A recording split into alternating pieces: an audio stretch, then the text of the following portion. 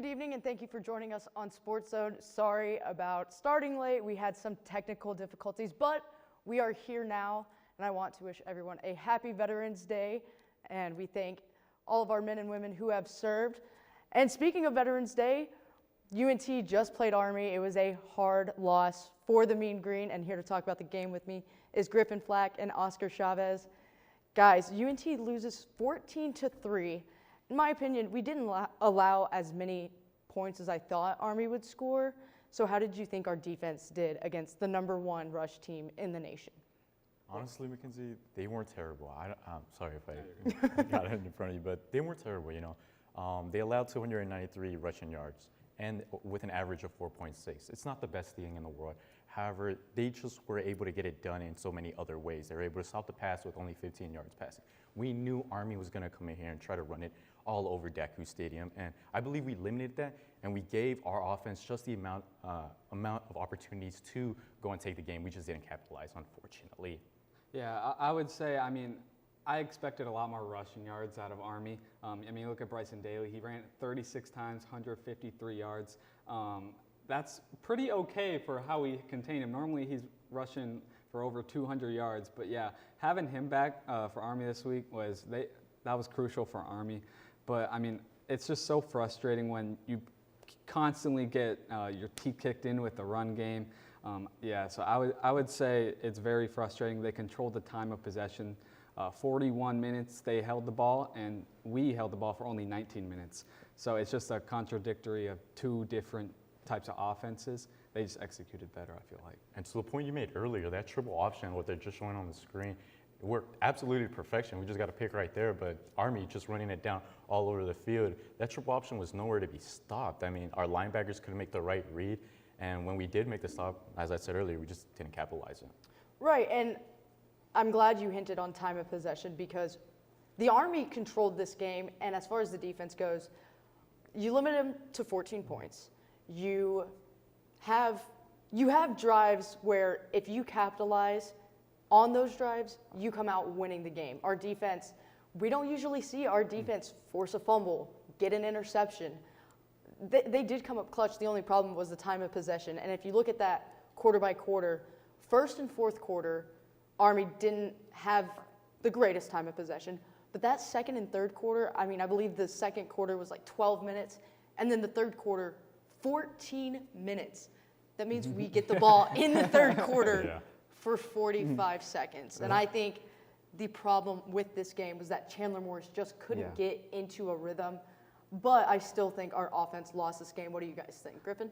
Yeah, I would say he threw 2 picks. He only threw for 214 yards. He had a 36 quarterback rating, which is the average that's 50. So he's 14 points below average. And that's just Chandler Morris is one of the best quarterbacks in the nation. Really, his stats prove that. So it was just an off game. If we execute just half of what we normally do, we win that game because our defense finally showed up, but our offense let us down, and that hasn't been the story all year. It's been our offense carrying us and our defense letting us down. Right. So it's very disappointing that. And I absolutely agree with both of you. You know, our first 2 drives, we did start off high. We started off going all the way to their field. However, just unable to capitalize. We end off on a field goal on our first drive, and then we just get stuffed at the 1-yard line on back-to-back instances. So it's just not a recipe for success. Chandler Morris throwing 2 interceptions. Those are costly interceptions. We all know that he could sling the ball. He was at one point the leading passing yard leader and also yards per game. However, he just looked lost out there. I mean, every quarterback has a bad day, and it truly did look like it was one of his bad days. I say this is really a worse loss than Texas Tech because we were in this game. We were never in the Tech game. That was never close. But in this game, we're really neck and neck against a top-ranked opponent, and we just didn't pull through at the end. Yeah, and it's just disappointing, too, because in a game where you don't control the time of possession and you're given 6 drives, I mean, let's look at these drives first half, second half. First one, field goal. Second one and third one, turnover on downs. Then you get to the second half, punt, interception, interception. And it seemed like our offense just changed their scheme for this game. We're used to the Eric Morris air raid offense, and it just wasn't there. Yeah, I mean, I would like us to establish a little bit of run game. Especially, well, with Harris out, it's kind of hard to do that right now. But we got to establish that first because they're just sitting on the pass because they know we can't run the ball. So it's just very frustrating.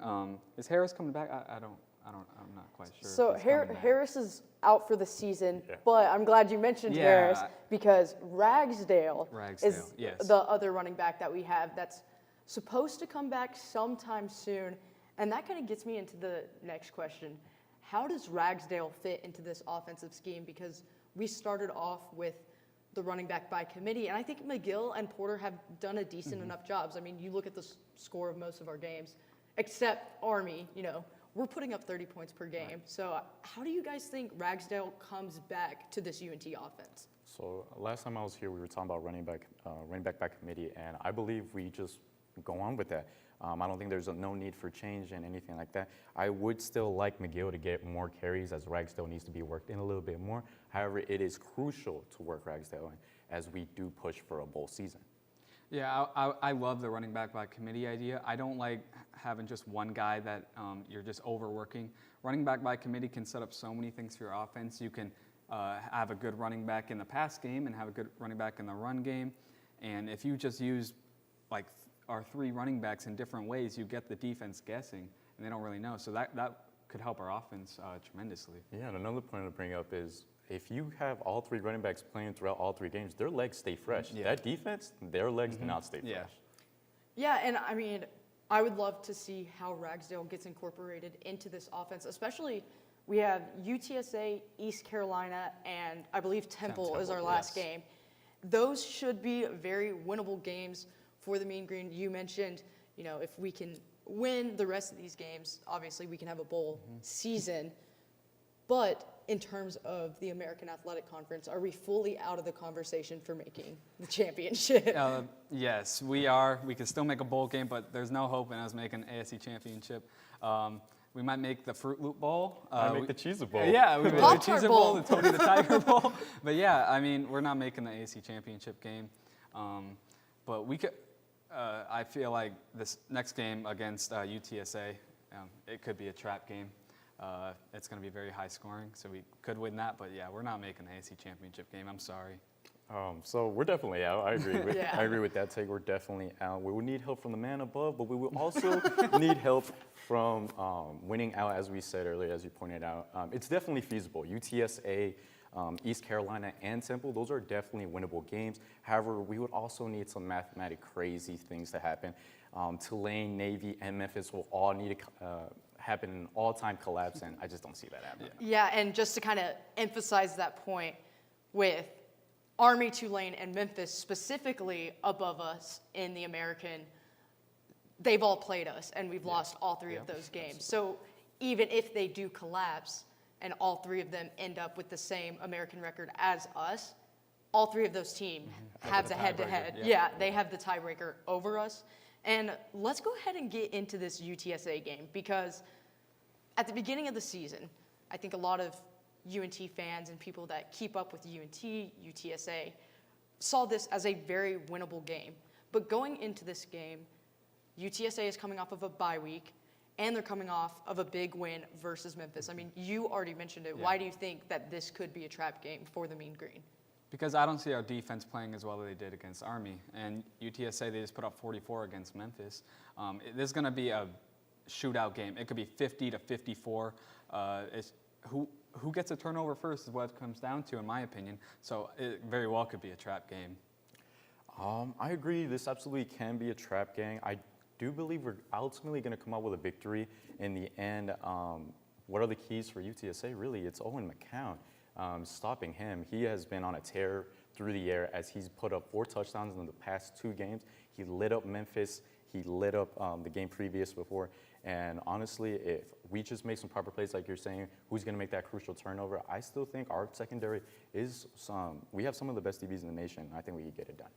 Right, and as we're talking about the Mean Green, we'll have to see how they do up against the UTSA Roadrunners, But when we come back, we'll stick with UNT as we flip inside and talk about our men's basketball team.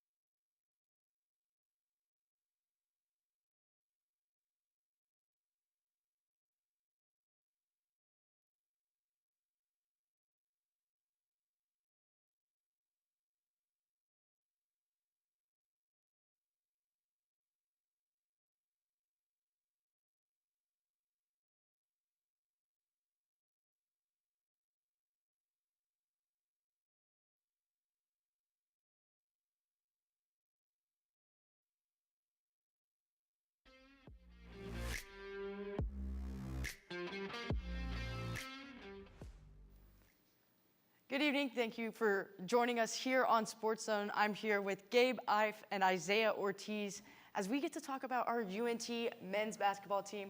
They're 2-0 to start the season, and I would say we have a pretty big game coming up tomorrow as we head to Minnesota and take them on. Last year, Minnesota wasn't that great of a team. How do you guys think this game will go, Gabe? I think it go well for us. You know, they're a team that's a little bit similar to us, honestly. They made the second round of the NIT just like us last year. I believe they went 19-15 overall, and then they lost to actually Indiana State, who lost in the championship round of the NIT finals. So they had a year that was a little bit similar to us. I don't know too much if they underperformed to their expectations or overperformed. I know that them as a program historically haven't been the best in the Big Ten, right. But it's a notable program. It's a notable school, and so I think we can beat them. You know, last year, so they're actually this year, their KenPom ranking is 68 and ours is 73. So I'd say we're kind of right around their level, but I think it's definitely a game we can win. Right. And Isaiah, your thoughts? Yeah, I do think on paper you look at it, right? American Conference team versus Big Ten team. You don't think this will be close, but I do think it will be a close game, like you just mentioned, very close in the NIT tournament last year. I do think it's a little bit of clashing styles here. We like to shoot the three. They like to play defense over there. So I do think it'll be close in that perspective. I just think that whoever's identity really, breaks through wins that game. Yeah, and I definitely think that this will be an interesting game. You look at UNT defensively right now, obviously we kind of pride ourselves on the defense, slowing teams down. Right now, we're tied for 6th in scoring defense. Again, I know it's only been 2 games, but Minnesota, they're way lower than we are in scoring defense, and they've played Oral Roberts, who, pretty decent program, but they played Omaha and only won by 4 points. I mean, I really do think the Mean Green can capitalize and win this game. But who on the Minnesota team should the Mean Green look out for, Isaiah?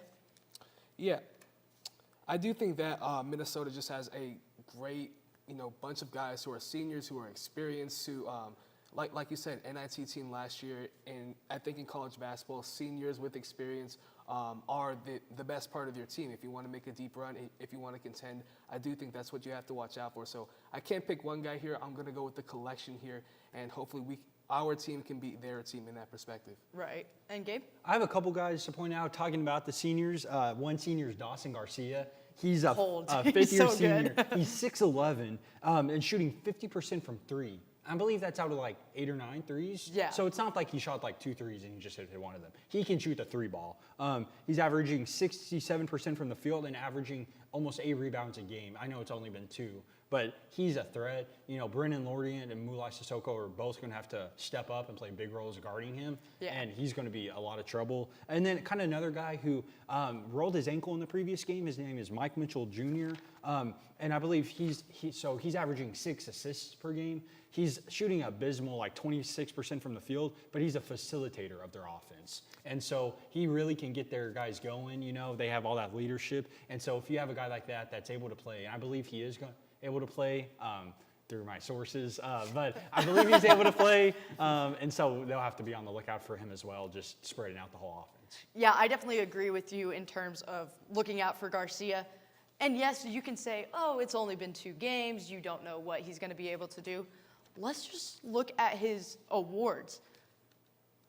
Preseason Big Ten honoree, Naismith top 50 watch list, and then last season he averaged 17.6 points and 6.7 rebounds, as you mentioned, Isaiah, in a competitive Big Ten conference. Did they get the wins? No, but is he a lethal weapon for them? Of course he is.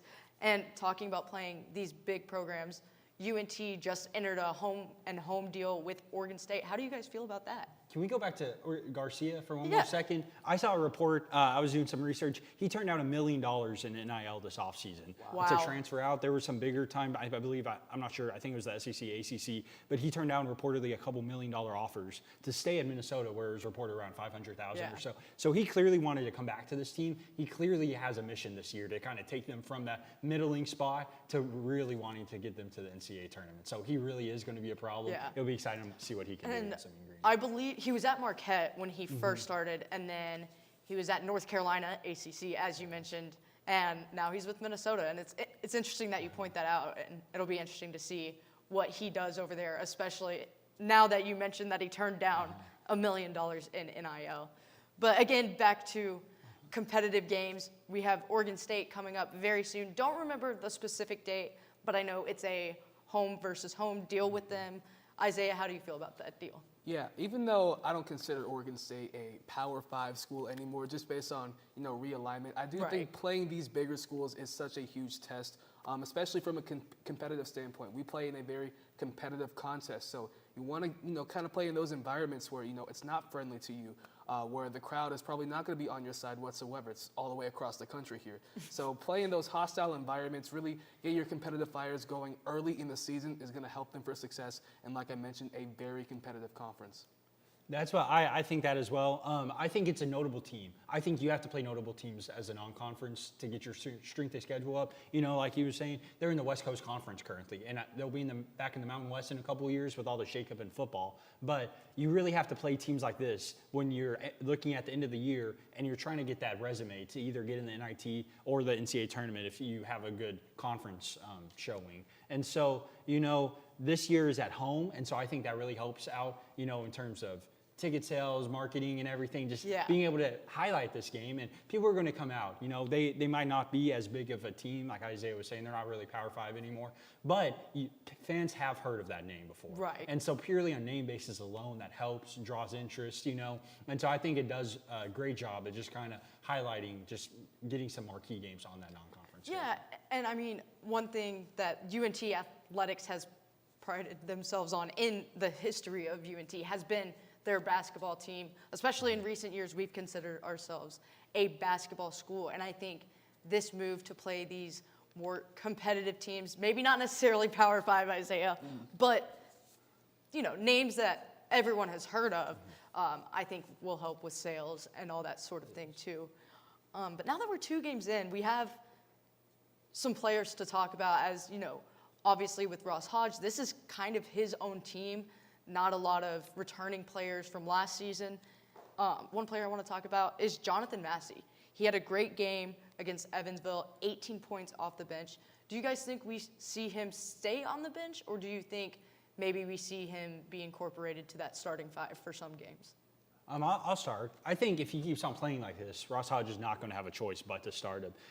He led the Evansville game with 8 rebounds, I believe, and then he went 6 from 11 from the field, which is pretty efficient. I could see him eventually maybe switching places with a guy like Grant Newell, who's a little taller than him, so he gives a little more length. But Massey has been way more productive on the offensive side of the ball, and so I just think with that offense and along with the rebounding, Hodge, if he keeps on playing like this, isn't going to have a choice but to start him. Isaiah? Yeah, I like what Massey has produced, and especially when you lose a guy like Reuben Jones, who's at Michigan now, you need that X-factor player. And, back in his old college, McNeese State, I believe, he was pretty good on the offensive side and defensive side. What I like about him most is he improved every single year from his three-point shooting. Started off shooting 18%. Now he's shooting right here 34.6% last year. So 3-and-D guy can help improve, but like I said, you need your X-factor guys to come up late in the season, especially on both sides of the ball. That's what we're hoping he can provide here. And if he keeps hooping like this, I don't see why not. It's early in the season. You can tinker things with your lineup. But really, like Gabe said, if he keeps playing like this, there's no doubt. I kind of feel like we may see him start, but I almost feel like we'll see him almost be a Derek Lively, or like I think he will be to UNT basketball what Derek Lively is for the Mavs. He's a dynamic player. He's able to score. There's some other players in that starting lineup who may not necessarily put up the same amount of points as him, but contribute in a different way. And that kind of gets me into the point with Rondell Walker. He was under Ross Hodge last year. Now that he's in his senior year, he is averaging, I think, only 3 points per game right now. Again, it's only been 2 games. Do you guys think Massey may step into Walker's role, or do you think Walker stays in that starting lineup? I could see him stepping into Walker's role. And then I also think with the amount of guard depth that UNT has, I don't think Walker necessarily has to take a step forward in terms of points, offensive production. I think that their offensive guard depth is much better. And so I think that along with that offensive production, he can continue to be in his role and succeed. Right. He can succeed. Tomorrow, the Mean Green will face off against Minnesota. That'll be a big game, especially for the Mean Green and tracking their progress for the season. And stay right with us because we'll stick with basketball as we talk about the UNT women's team.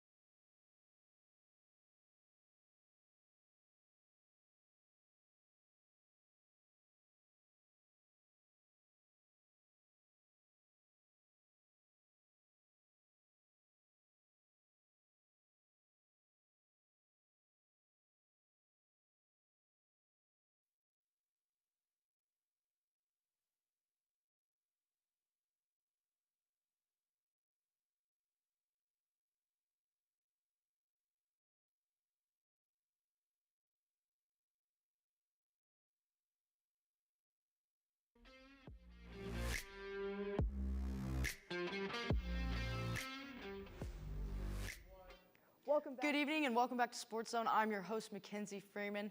And as I mentioned in the last block, we're going to flip it over to our women's basketball team. And here to talk about the team with me is Gabby Pippins and Samuel Craig. Guys, UNT obviously off to a great start, but let's kind of head back to last season. We win the American regular season, fall up short in the tournament. But, I mean, Jason Burton kind of set the tone for what he wants this program to be. What are your guys' expectations for them this year, Gabby? I think it's obviously a little early to predict exactly what will happen with the team, but it definitely looks promising. I mean, going 2-0 and being able to beat both Alcorn State and Texas Southern by double digits, that's outstanding. And then also having 3 players with 20-plus points against Alcorn, that's really great. I mean, I'd be surprised if we fell short.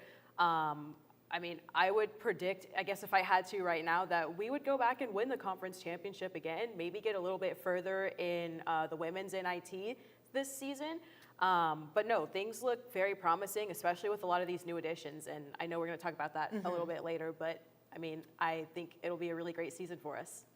Yeah, I absolutely agree. Like you said, Jason Burton, he's set the tone for this team, premium gas only. He is, I'm in love with Jason. You know, he is, not like that, but he is my favorite coach. I love his passion for the game. I love how he loves UNT. And I have a really similar prediction. I think that they're going to hopefully go back-to-back and go a further push in the NIT.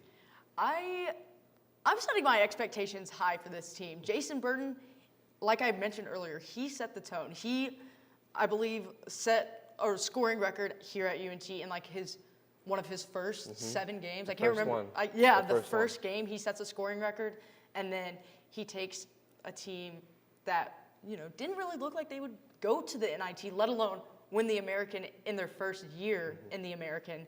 I think this team can get an NCAA tournament appearance, and that's because I think we have some dogs on our team. Gabby, you already mentioned it, the trio that all 3 scored 20-plus points against Alcorn State.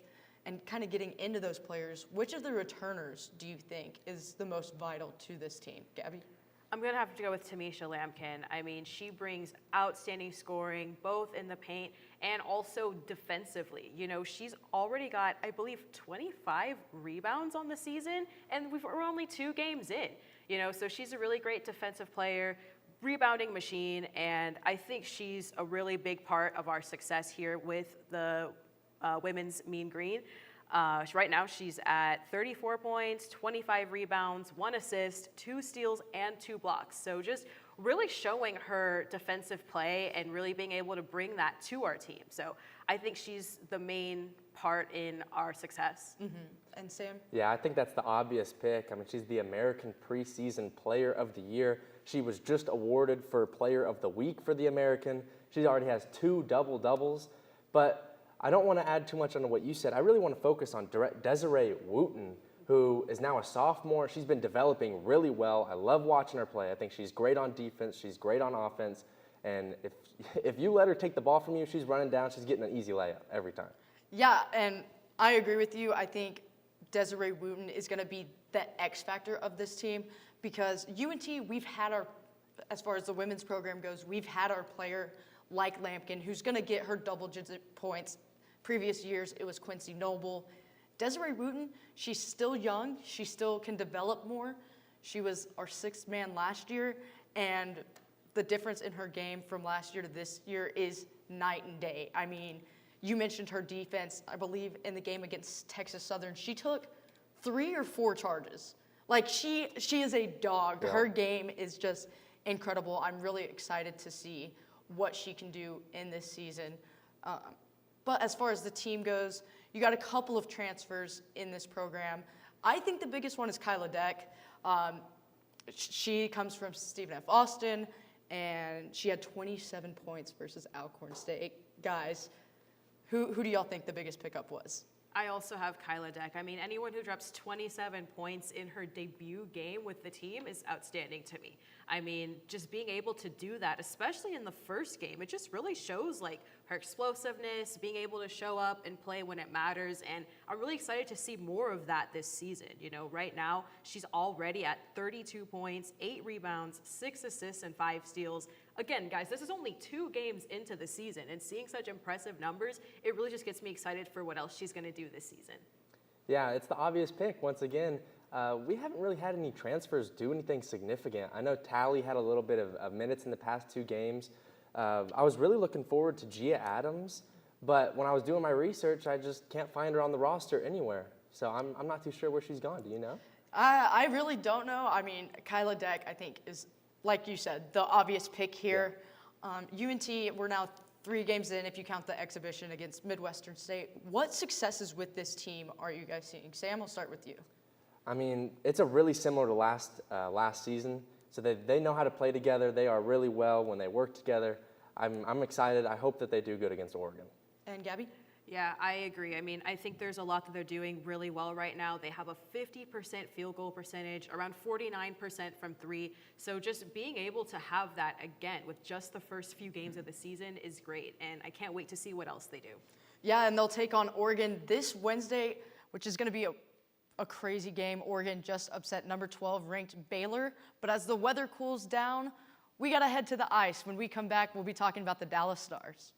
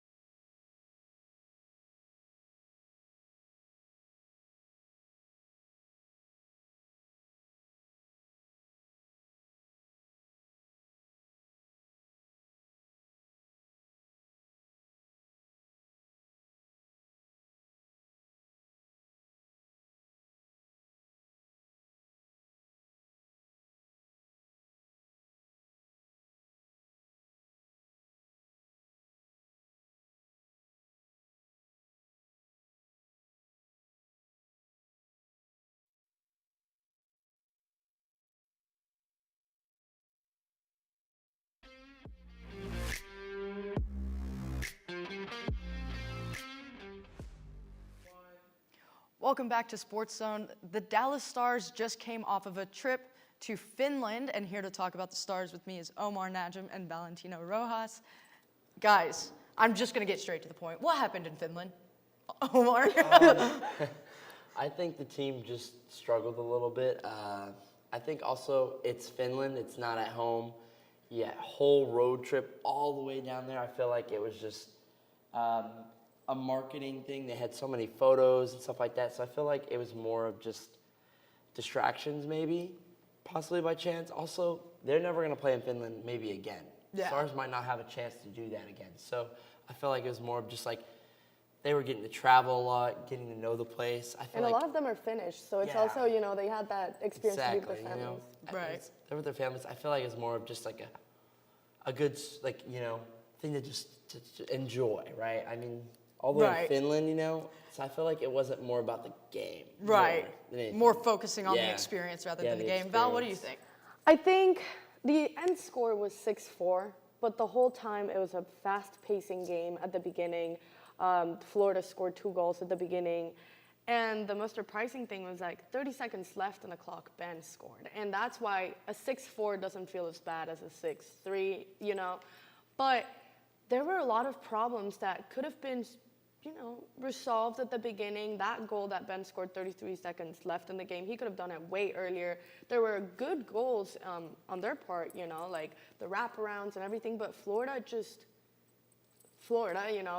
a Bruins fan. They won the cup last year. Yeah, so. as a Bruins fan, I hate Florida, but they, I know what it's like losing to Florida. So, it's, but I feel like there were a lot of things that could have been done. Their defense was not the best, and it does not fall on if it's the goaltender or the defense. It is, as a whole, 2 games back to back. If you lose the first one, then, you're going to not feel as comfortable about the second one. So I think on top of everything, jet lag, being there, pictures here, pictures there, videos there, it was just a lot of things for that game.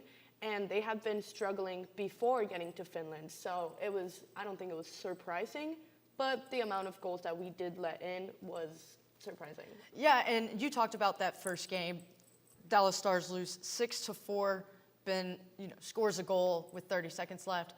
But you still put up 4 goals in a game. And as the Dallas Stars, if you look at all of their games, usually if the Stars score 4 goals, that's a win.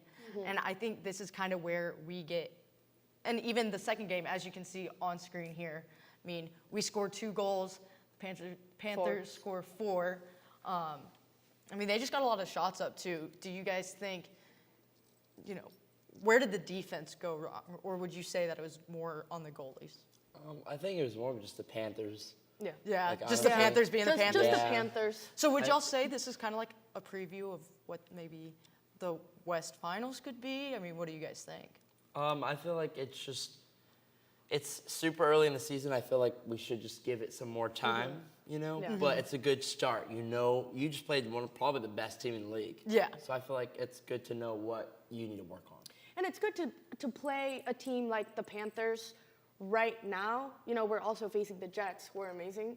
But starting with those hard teams will help you learn what you're missing and what you're struggling with. Because if you do face them again, then you're going to be better prepared than if you face them right before playoffs and then you have to meet with them again. You don't have time to change the things that you're struggling with. And, it's going to be important for them to learn from their mistakes and to work on it because they've been facing some of the best teams right now. Right, and speaking of one of the best teams, like you mentioned, we just went up against the Jets a couple days ago, lost 4-1. And honestly, say what you want about that loss, but I kind of saw it coming, especially after we faced the Panthers and the results that we saw there. The Jets, they're number 1 in the West right now, handedly. They're 12-1. 14-1. 14-1 now. Sorry, the rundown was made a few days prior to their weekend games. But how are you guys feeling about the Stars as we stand right now, Omar? I think it's pretty good. It's super early in the season, and they're 3rd place in the standings right now. I feel like they're not too far behind, and they're not too far ahead. Right. Sometimes you get hot early in the season like the Jets are, teams will learn how to play you, and then you can start to maybe go on losing streaks. Well, So. and the Jets are like that. They'll be great all season, yeah. get And to then the you just see them playoffs, fall. lose first round. So Exactly. the Jets can have the win right now in October. Yeah. We want the win, in March and April. Yeah, I think they just haven't found their groove yet. They're just struggling with a lot of things. Their power play has struggled. The top players are struggling too. But at the end of the day, if you look at, where they're 14-1, the Stars are 13 games. The Stars have played 13 games. Yeah. So, yes, we're third in the conference, but at the end of the day, I'd say we're just a little bit behind them. And like Omar and I were talking about this earlier today, like we're the team with the least games played so far. And for Right. us to still be at a third place, it's really good. So yes, you can talk whatever you want about the Jets being number one right now, but there's still a chance for us to, do better and work on everything that we've had. It's really early in the season to start getting scared about other teams. Right, and I'm glad you mentioned that because right now I believe we're 7 points behind the Wild, and then a few more than 13 behind the Jets. Do you guys see us catching up and maybe getting into that second role? I mean, as of right now, where do you think the Stars would finish if this was getting close to the end of the season? I would say top 2 or top 3. Yeah. Yeah, I don't see us going behind 4th or 5th. Utah's in 4th right now, Exactly. surprisingly, in their Like, first I year. mean, you had the Predators who thought they were going to be the best team in the league, Yeah. and they're last. Yeah. So, I mean, super early. At least top 3. We can even go on a winning streak like the Stars did last year and get first place again. Yeah. So, I mean, we'll have to see. The Jets could also go on a losing streak. We'll just have to see how it plays out. Yeah, I mean, Jets are 28 points, Wild are 23, and the Stars are at 16 points. We still have 2 games that we could make up for it, and if we go on a winning streak, it is very possible that we'll get up there second place. If the Jets, start on a losing streak, we can get up there. So I think first, second, third place will be our area. We're comfortable there. We keep seeing every other game, at least 2 goals every time, So I think we're at a great point to keep on going, and we might catch them sooner than they think. Right, and one thing that you mentioned, Val, was the power play struggles, and you could not have been more on the money with that. They are 2-11 in power play opportunities over the last 3 games. What do we need to work on with our power play, and why do you think they're struggling right now? Well, they need to take advantage of it. Obviously, power play is your advantage. Right. And so I think we have amazing veterans in the team, but we also have amazing, youngsters, so I think it's time for them to really, pass the puck more, get more offensive. That defense, you don't need to worry about it right now. Put all your power play energy into getting past the blue line. I see them protecting more. They have one less player on the ice, okay? You can get it out. It's like when they empty net, everybody's on one side. Think about it like that way, try to move past that, grab every single player you can, make the strongest lines, and try to work on something. Use it to your advantage. That's all I can say, and I'm surprised that they're not using it because at the end of the day, they're great. They're Right. great, and they have amazing potential, and they know how to score amazing goals. So it's just a matter of use it, So Right. I think that's the number one thing with their power play. Omar? Yeah, I think that the best thing in a power play is simplifying it. Yeah. And, it's 5-on-4. You got to make a play. But sometimes if you overthink it, you can mess up. And so Yeah. I feel like simplifying it, making it more easy, sometimes not making the extra pass. Yeah.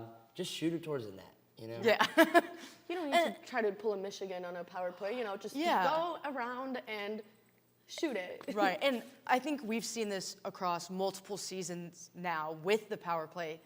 They're kind of slow, and yes, it's like basketball. You got to work the puck, work the ball around, but the Stars haven't really been doing that. No. They need to be more aggressive on the power play, and tonight they'll be facing off against Sidney Crosby and the Penguins. Real quick, guys, Sidney Crosby's at 598 goals. Do you guys think he gets to 600 tonight? I don't think so. And Val? He's played, sorry to interrupt. Oh, he's you're good. played 12 games in American Airlines Center. He's only scored 4 points. Yeah, I'm completely with Omar. I think maybe he'll get an assist, maybe 1 goal, but he won't hit the 600. Not here. Not at the American Airlines Not at the Center, American Airlines where Center. actually they're playing on the road. Oh, they're playing on the road. Right, It is one in goal. Pittsburgh. I think 1 goal. I don't know. We'll have to see what our defense does. I think this is a get-back game, but we'll see tonight how that goes. And stay with us, as when we come back, we'll be doing a bowl of takes.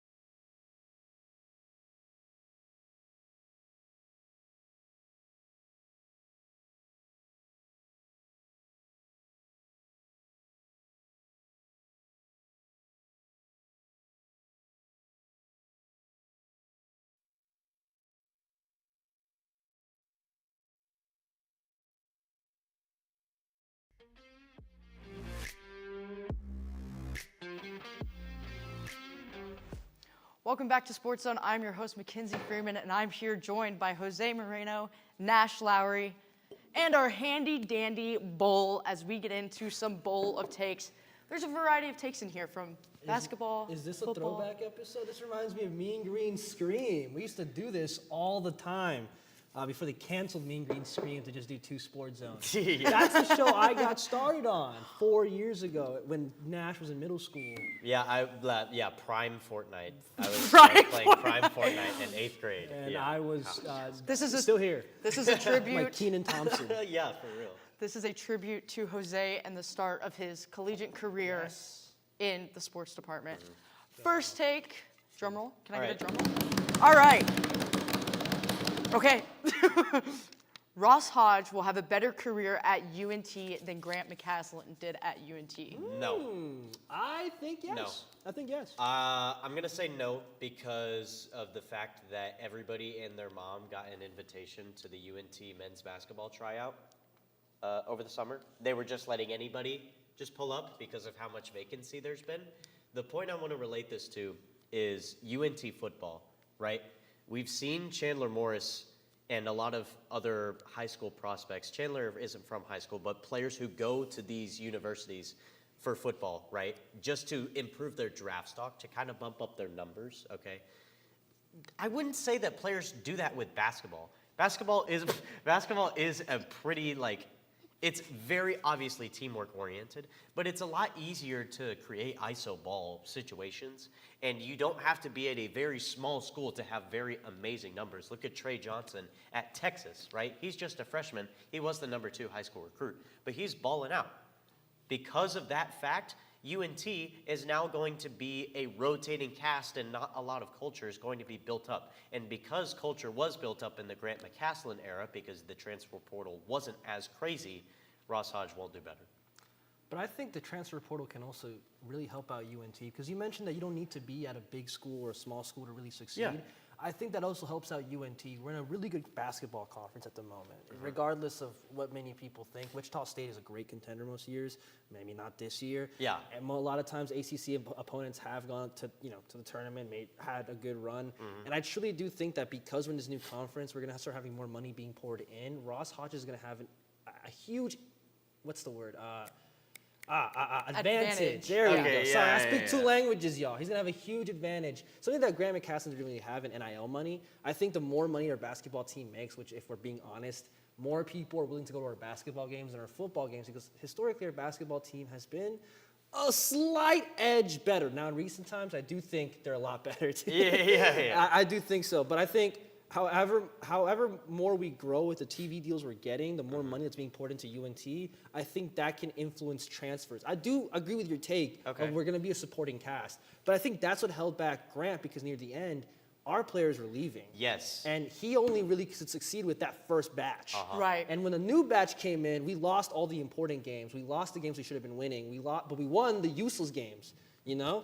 And I think that's something that Ross Hodges kind of has that I'm more impressed by. He has a little bit more of a... He can win the useless games? What do you mean? Not win the useless games, but he can win both the useless games and those important games as well. Okay, That's what sure. that's what I'm meaning here. He can actually win those important games, and I have more confidence because when I see UNT play now, a lot more aggression than when I was watching them play 5 years ago. I watched that Villanova game in my dorm, dude. I cried at that game. That was heartbreaking. I know you were in middle school. Yeah, but I was a freshman in college. I still had a life ahead of me. Now I'm 30. Okay. All right, let's see what else we got. I agree with Jose just because of Ross Hodges' coaching career. He was under Grant McCasland here for the years that he coached here, but also he was under Grant McCasland at Arkansas State. Yeah. And before then, the one thing that kind of goes unnoticed was Ross Hodge was the head of recruiting at Colorado State. What does he have to do now? He has to recruit heavily with the transfer portal, and I think he's got the skills to do that, and I think he can build his own team because of the past experiences he has. Okay. That's so Next impressive. one. We all had 3 different takes. Yeah. That was really right? impressive. We're taking this bowl right now. Wow. Ooh. That's what that's my gimmick. Yeah, okay. I'm sorry. All right, our next one. Luka Doncic will win an MVP before it's over. Maybe one. I mean, maybe. But like with Nikola Jokic, with guys like Zion Williamson, I'm kidding. That's literally I it, think yeah. before he retires, I think he'll get one, but not this year. He'll definitely get one. I mean, he had the most combined points, rebounds, and Look assists. at that white man ball. Yeah, I mean, he had the most combined points, rebounds, and assists average that anybody has ever had, 58.5. It's just the whipping of the passes to Daniel Gafford.